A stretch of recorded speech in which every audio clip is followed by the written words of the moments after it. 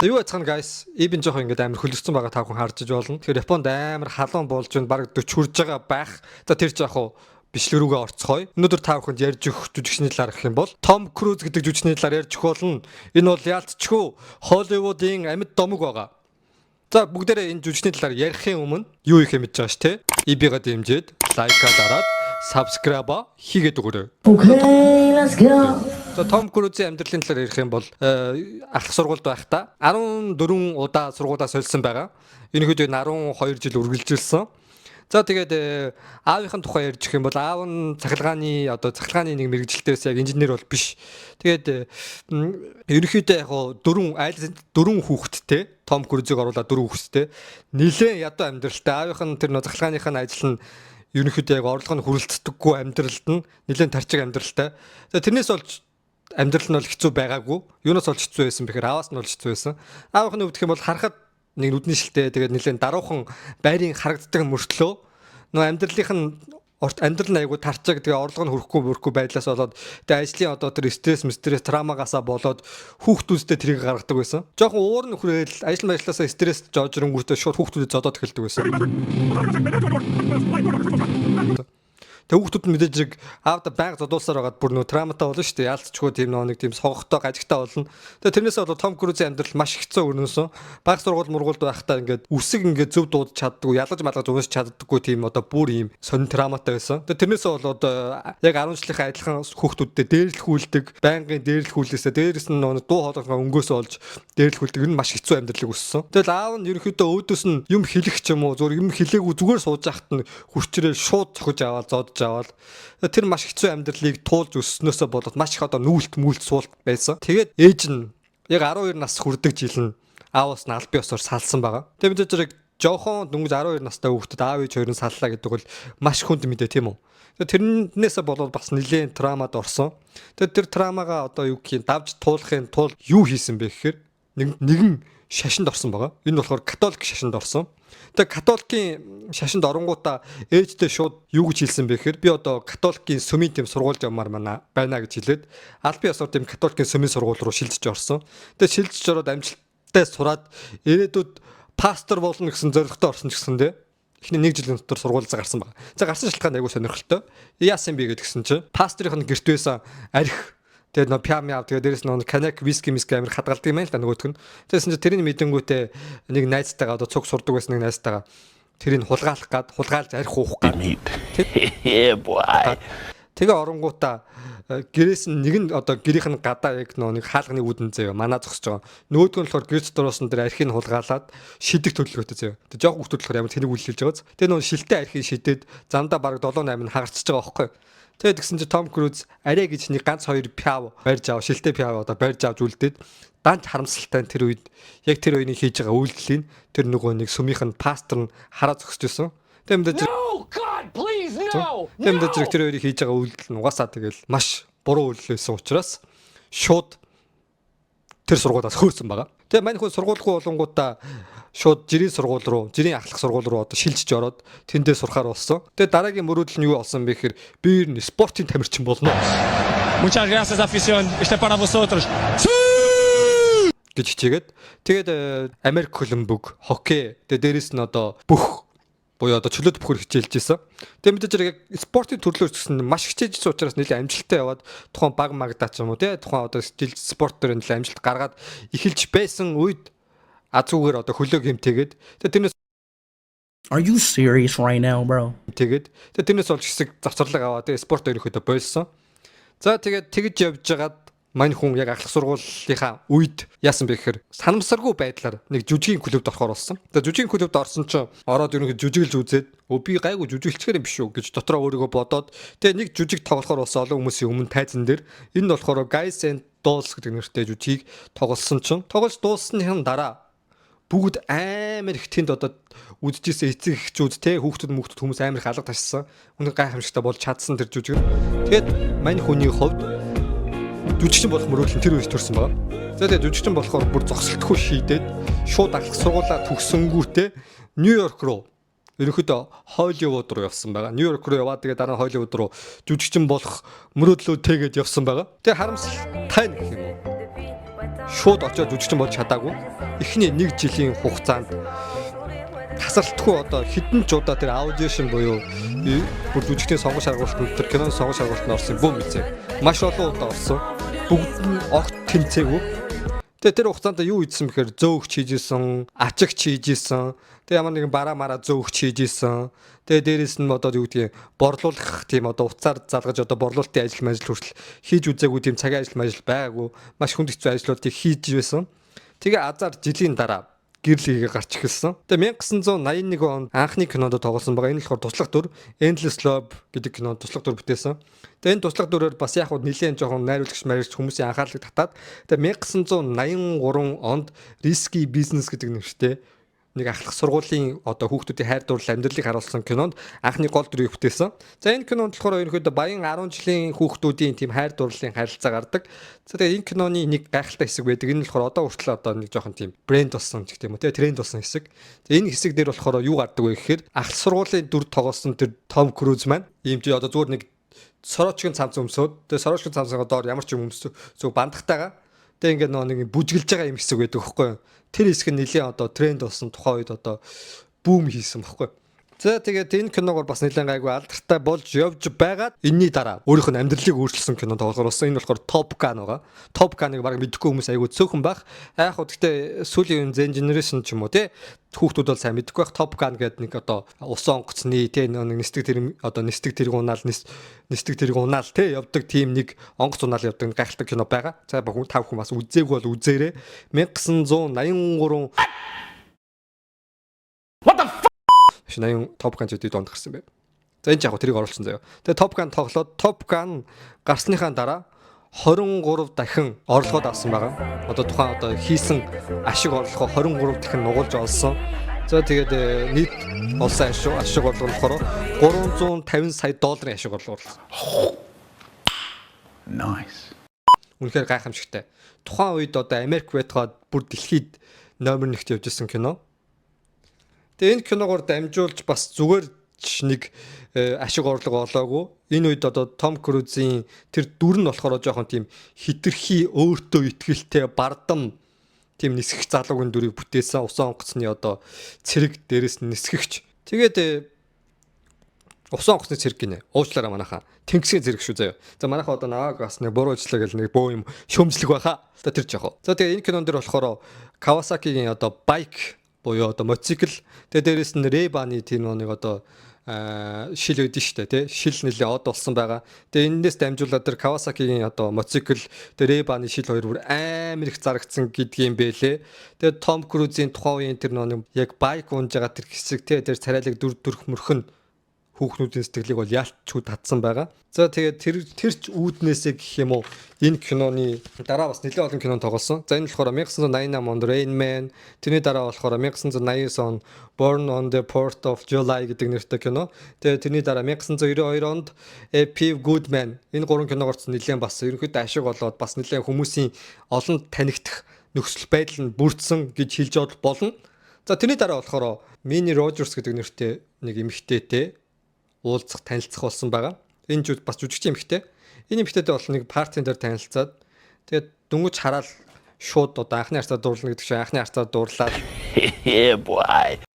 энэ л яг миний мөрөөдлийн эмэгтэй, миний хувь тавилангийн эмэгтэй юм байна гэж ойлгоод тэр эмэгтэйтэйгээ болзоонд яваал. Тэгээд шууд удтод бодлого гэрлэхээр болоод гэрлэх санал тавиал. Тэгэл гэрэлсэн байгаа. Тэгээд харамсалтай энэ хоёрыг 3 жил үргэлжлээд гэрэлтэн салсан. За цаашаа шалтгаан ярих юм бол тэр Minnie Rogers гэдэг эмэгтэй нь болохоор Scientology гэдэг нэртэй тийм одоо би өмнөх ярьжсэн шүү дээ. Та бүхэн одоо John Travolta-гийн миний бичлэг үзчихсэн бол John Travolta-гийн хувьд гэх юм бол Scientology гэдэг нэртэй нэгэн одоо сонирхолтой шашин дээр гаж шашин байгаа. Энэ шашин болохоор яадаг юм гэхээр хүнийг биш үү те хар гаргийн хүн авчирж ирээд бүтээсэн гэж ярьдсан байлаа. Тэгээд дээрэс нь одоо хүний одоо зовлон шанал мал нь одоо тэр өмнөх үеийнхэн тэр хар гаргийн одоо хар гарагт амьдарч байх үеийнхэн дуршин уусамжтай холбоотой гэсэн нэг тийм сонин гаж шашин. Энэ шашин нь болохоор энэ Minnie Rogers гэдэг эмэгтэй нь болохоор энэ шашныг шүтдэг байсан юм байлаа. Тэгээд Том Крузийн хувьд бол энэ шашин руу орсон. Тэгээд хүмүүс салан шатгаан юу гэж ярьж исэн бэ гэхээр Том Крузийн хувьд ялцчихгүй тэр одоо тий тэр хар гаргийн шашин машинтай холбоогүй өөрөө католик шашинтай байсан хүн болохоор тэгэж салсан баг гэж хэлсэн чинь эсэргээрээ Том Крузийн хувьд гэх юм бол Яасан бэ гэхээр энэ шашин машинд руу яг тэр нэг католик шашин машинаас болоогүй яг энэ Scientology гэдэг шашин руу бүр ингэж живж орсон. Бүр ингэ шомбож орсон. Тэгэд шомбож ороод яасан бэ гэхээр их нэртэй юу гэж хэлсэн бэ гэхээр хоёлоо ер нь одоо ингээд бүр мацаг энэ төр бариад дээрэс нь бүр ингээд даяанчуулаад энэ шашин руу бүрэнгүүцд орё гэж хэлсэн. Тэгээд тэр нь одоо эхнэрийнхэн дуруу хүргээд тэгээд 3 жилийн дараа энэ хоёрын салах шалтгаан болсон. За тэгээд даяан амьдралыг эсэргүүцэх нэрээс салсан Том Крузийн хувьд гэх юм бол Days of Thunder гэдэг нэртэй кинонд тоглосон. Тэгээд энэ кинонд тоглоод тэр үед болохоор аль хэдийн Том Круз нэлээд өндөр ашиг орлоготой жүжигчний нэг болцсон байсан.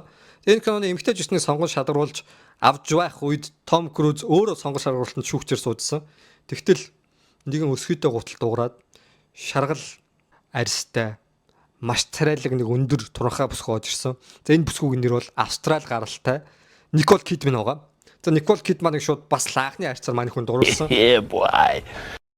Анхны харьцаар дуурлал бас ерөнхийдөө нөгөөдгөө чинь гуйж муугаал тэгэл эргүүлж явж байгаа тэр нь амжилттай болоод шууд кино тоглож байгаа ч та үерхсэн. Тэгээ энэ кино гарсныхаа дараа $230 сая ашиг олсон. Nice. Ямар ч их ашиг олсон тий. Тэгээ тэрний дараа болохоор Никол Кидмантэй бүр албан ёсоор гэрэлж мэрлэхээр болоод тэгээ бүр энэ хоёр чи гэрлээд тэнгүүтээ тэрний дараа хоёулахнаа бас тоглосон кино байгаа. Энэ болохоор Par and Away 1992 онд гарсан. Яг 19 дугаар зууны амьдралыг харуулсан. Энэ хоёрын хайр дурлалыг харуулсан кино байгаа. Тэгээ тэрний дараа болохоор бас Eyes and Wide Shut гэдэг нэртэй кинонд 1999 онд Никол Кидмантайгаа цуг бүр одоо юу болсон бэ гэхээр эхнэр нөхрийн дөрөв бүтээсэн. Энэ нь бас нэлээд бүүм хийгээд төсөлт хийгээд энэ хоёр кино хоёулаа амжилттай болоод тэгээд хүмүүсийн нүдэнд одоо хоёр хүүхэдтэй хүү охин хоёртой нэлээд жаргалтай гэр бүлтэй бүр стар гэр бүл шүү дээ тий. Тэгж харагдчихсан ч харамсалтайгаар гэрснийхээ 11 жилийн дараа 2001 онд салахаар болсон. Өнөхөдөө яг салсан шалтгаан энэ хоёулаа ерөөсөө нэг дурдаагүй. За яг дурдсан гэх юм бол Никол Кидман дурдсан байгаа. Тэгээд энэ шалсан гол шалтгаан нь юу байсан бэ гэхээр яг энэ Scientology гэдэг энэ балаа шашинтай нь холбоотой. Энэ шашин руу оруулах гэж одоо 11 жил үдсэн юм байлээ Том Крузийн хувьд Николыг. Тэгээ Никол мэдээж ороогүй. Тэгээ ороогүйгээс болоод энэ хоёр салсан. За тэгээд хоёр охиных нь хувьд гэх юм бол энэ шашин руу аавтайгаа адилхан бүрэн дөрөв орцсон. Тэгээ энэ шашинд орсноосоо болоод ээжигээ бүр үзэн ядаад үзэхэ болоод тэр ч байтугай ээжигээ хормон дээрэн хүртэл урайгүй гэдэг юм байлээ. Том Круз бас сонин гараагааз. За тэр ч яг хэдүүлээ Том Крузийн одоо амьдрал руу орхоо болоод буцаад кино урлаг руу орцгоё. За кино урлагийн хувьд бол мань хүн угаасаа амар амжилттай явж байсан. Ер нь унаагүй кино урлаг бүр төрөлхийн авьяастайг нь тодорхой байсан. За 1993 онд Паула Вагнер гэдэг нэртэй менежер бүсгүүдтэйгээ ярьж агаад хоёлоо ер нь одоо ингэж байхаар кино студ байгуулах уу гэд. Тэгээ кино студ шууд байгуулсан. Тэгээ кино студ байгуулад анхных нь гаргасан кино нөх юм бол 1996 онд гарсан Том Круз гэвэл би энэ киног л өнөхөд анх мэднэ. Тэр нэг Top Gun энтриг бол бүр сүүлд 2022 онд л үзээд ийм кино бүр ийм дээр үед гард 1980 онд гардсан юм уу гэж мэдж байсан. Тэгээ Mission Impossible буюу Бэлэгчүү даадгуур гэдэг кино мэдлсэн байгаамаа. Тэгээ энэ киногоор маш олон ашиг орлого орлсон. Тэгээд энэ кино бол маш олон цуврал гарсан. За тэгээд энэ киноны бас нэг сонирхолтой зүйл гэх юм бол угаасаа Бэлэгчүү даадгуур гэдэг нэртэй кино шүү дээ. Mission Impossible. За энэ киногоор болохоор маш олон хэцүү одоо өндөр барилга дээр авирах гэдэг онгоцноос үсрэх янз янзын үйл ажиллагаа хийж исэн. Тэгэд энийг болохоор ямар нэгэн компьютер график ашиглаагүй яг өөрөө хийж исэн. Аль болох орлон тоглогчгүйгээр хийж исэн юм байлээ. Энэ нь болохоор энэ жүжигчнийг бас шинэ кино урлагт бүх зүйлээ зориулдаг гайхалтай жүжигчин гэдгийг нотолж болно. За тэгээд 2011 онд тоглосон Mission Impossible-ийн одоо Ghost Protocol гэдэг нэртэй кинон дээр болохоор 828 м өндөртэй одоо байгаа одоо хамгийн өндөр барилга Бурж Халифа. Тийм барилгаас бүр барилгын орой дээр одоо өсөрж байгаа тэр нэг яг хэсэг байдаг хөөхгүй. Тэр хэсэг дээр болохоор бас яг жихнээсээ тоглосон юм билээ. Яг жихнээсээ Бурж Халифагийн өндөр дээр зураг авалт хийсэн юм билээ. Үнэхээр гайхалтай. 2015 онд болохоор Mission Impossible Rogue Nation гэдэг хэсэг дээр згсэндээ тэр нэг онгоцноос яг нэг зүгдж байгаа хэсэг мэсгтэр шүү дээ юм уу те. Тэрэн дээр бас жигнээсээ зүгдсэн юм билээ. Үнэхээр энэ кино урлагийн төлөө бүр юу ч хийхэд уцхааргүй байгааз. За тэгээд энэ кино амжилттай болсноос хойш бэлгшүү даалгаврын бас нэг ерөнхийдөө Том Круз яг экшн ийм спай төрлийн те кинонд амжилттай болох юм байна. Хүмүүсийн анхаарлыг татсан. Тэгээд Minority Report гэдэг нэртэй кино болохоор ирээдүйн тийм цагдаа, тийм ирээдүйд одоо муу мухаа зүйл хийсэн те гэмт хэрэг хийсэн хүмүүсийг барьж авдаг тийм цагдаагийн дүрийг бас бүтээсэн. За 2003 онд миний бас нэг мэдих гайхалтай кино нь болохоор Lost Samurai буюу Сүүлчийн самурай гэдэг нэртэй кино тоглосон. Энэ бол Японд бол бүр хамгийн алдартай киноны нэг юм байлээ. Тэгээ Lost Samurai гэдэг нэртэй киногоор би бас Японыг самурай гэдгийг бол анх одоо самурай гэж иймэрхүү юм байна гэдгийг бас таньж авч ирсэн гайхалтай кино. За тэрний дараа 2004 онд Collateral гэдэг нэртэй кинонд болохоор Jamie Foxx гэдэг нэртэй жүжигчин тоглосон. Jamie Foxx-ыг манайхан юугаар мэдэх вэ гэхээр Spider-Man 2 дээр тоглох Electro-гийн дүрээр, эсрэг дүрээр мэдэх бах. За Electro-гийн дүрээр энэ тоглож ирсэн Jamie Foxx болохоор гол дүр тоглоод эсрэг дүрд нь болохоор эсрэг дүрийн алуурчны дүр Tom Cruise тоглосон. Тэгээ Tom Cruise дандаа гол дүрд одоо action дүрд Spider-Man тийм баатрын дүрээр тоглож ирсэн хүн маань эсрэг дүрд л гайхалтай тоглож чадхаа бас энэ киногоор дамжуулж харуулсан. За тэрний дараа яг нөгөө 2001 онд Никол Кидмантаас халаад удаагүй байсан үе 2005 онд нэгэн бас царайлаг эмэгтэйтэй танилцсан байгаа. Энэ болохоор бид бүхэн энэ эмэгтэйг болохоор Batman Begins-ийн дүрээр мэдэх бах. Batman Begins-ийн яг нөгөө нэг гол дүр тоглодог Katie Holmes гэдэг нэртэй царайлаг эмэгтэй байгаа. Энэ эмэгтэйтэй 2005 онд бас нэг партийн дээр танилцсан. За тэгээ танилцаад бас би үүнд амар татагдаад тэгээд үерхэд тэгээ энэ эмэгтэйгээ үүдэх юм бол Tom Cruise-с 16 насаар дүү. Тэгээд энэ эмэгтэй бүр Том Крузд бүр гүн дурлаад тэгээ нэг Том Круз явдаг тэр Scientology гэдэг шашинд нь цуг явахаар бүр шийдсэн байгаа. Гайхамшигтай. Тэгээд Том Круз явдаг юм бол Опрагийн шоунд орж явах үедээ Опра зүгээр энэ эмэгтэйд ягаад дурлсан гэдсэн чинь мэдхгүй зүгээр дурлцсан гэж хэлэнгүүтээ тэр нөгөө буудан дээр нь өсөж гарч байгаа хэсэг үйдэг. Энэ нь болохоор бас нэлийн бүүм хийгээд хүмүүс энийг дуурайгаад тэгтлээ дурлцсан байна да гэд нэлийн нэг хэсэг бас нэлийн олон одоо сайт майтуудаар тэр жутгаа тэр Опрагийн шоунд орсон өөр хүмүүс нь бас энэ хэсгийг дуурайжсэн байлээ. Гайхалтай. За тэрний дараа ерөөхдөө яг энэ хоёрын амьдрал гайхамшигтай явж байсан ч гэсэндээ 2012 онд ханамжлалтаагаар 6 жил гэрлээ 6 жилийн дараа салсан. Тэг хооронд дунд нь хөөрхөн охинтой байсан. Тэгэд харамсалтай салсан. Тэг салахчдах нь бас ойлгомжтой. Тэр нөө гайтай Scientology гэдэг шашнаас нь болсон. Ерөнхийдөө Том Круз бүр лай болж охиноо хүртэл тэр шишинд муулна гэд эхнэр нугаас анхнаас тэр шишинд бүрэн итгээгүй юм бэлээ. Тэг яг нөө нөхөртэй хайртайс болохоор л явдаг байсан.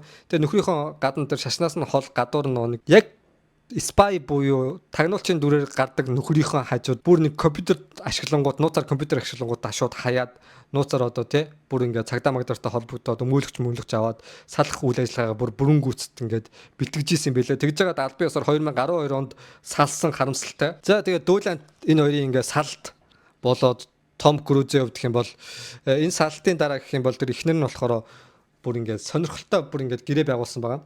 Том Крузыг охинтой хизээ уулзч болно. Гэхдээ хизээч тэр шашин руугаа охиноо авч явуулж болохгүй. Тэгээд дээрээс надтай бас ойртож болохгүй.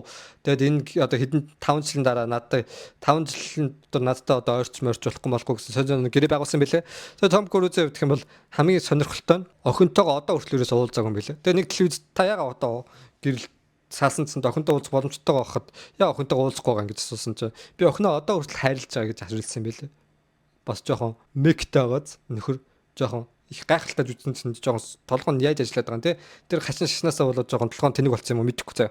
За уушлаарай. Гэтэ энэ хүний жүжигчний авьяас нь бол хүн гайхамшигтай шүү. За энэний дараа 2022 онд та бүхэн мэдэн шүү дээ те Top Gun-ы одоо Marvelous гэдэг нэртэй 2 дугаар ангийн хэрэгтэй хийгдсэн бүр ремейк болж хийгдсэн байгаа. За тэгээд Top Gun-ы 2 дугаар ангид тоглохоор болоход хүмүүсээс одоо аль хэдийн 50 гаруй наслсан баг 60 мар төгсөн те энэ хөгшин жүжигчин энэ юу юу онгоц жолоодох юм болоодох те чи ер нь бүтэхгүй бойл гэжсэн ч Том Крузийн хувьд хөгчөрсөн мөртлөө энэ дүрийг бүр ахаад гайхамшигтай бүтээсэн. Тэгээ дээрээс нь тэр нэг онгоц жолоодж байгаа хэсэг мэсэг биш үү те энийг болохоор бүр яг жинхнээс онгоцны яг онгоц нисэж байгаа зураг мөрөг бол аваагүй яг онгоцонд орж байгаа зураг мөргийг авсан юм билэ. Тэгээ энэ бол гайхалчмшигтай бас амжилт олсон. За тэгээ тэр ч байтугай Том Крузийн хувьд гэх юм бол Elon Musk-тай хамтарч сансар охтургуур нисэх бүр 6 авалт маавалт хийхээр төлөвлөж байгаа юм байлээ. Одоо ийм хөгшин байж цаа хүртэл явах гэдэг юм болоо те. За тэгээд энэ хүний хувьд гэх юм бол яг кино урлагт бүх амьдралаа зориулаад тэрнээсээ болоод одоо юу гэдэг кино урлагт байж захта хүн амтан амар их уурал загнах магнах те ийм эсгүүд байдаг. Дээрээс нь бас заримдаа яг жинхэнэ амьдрал дээр баатар болж галж цэцэж байгаа одоо хөлөө онгоцноос аврах ч байд юм уу те энэ мэтчлэн маш олон хандам өргөх ч байд юм уу ийм зүйлийг хийд юм байлээ. Тэгээд аюу сонин хүн байгааз гэсэн мөртлөө та бүхэн Холливуудын үнэхээр амьд давг гэдгийг бол надаар дамжуулаад мэдж авлаа. За миний бичлэг таалагдсан бол лайка дараад subscribe хийгээд өгөрөө. Дараагийн бичлэгээр уулзлаа. Түр баяртай. Muchas gracias, afición. Este es para vosotros. ¡Sí!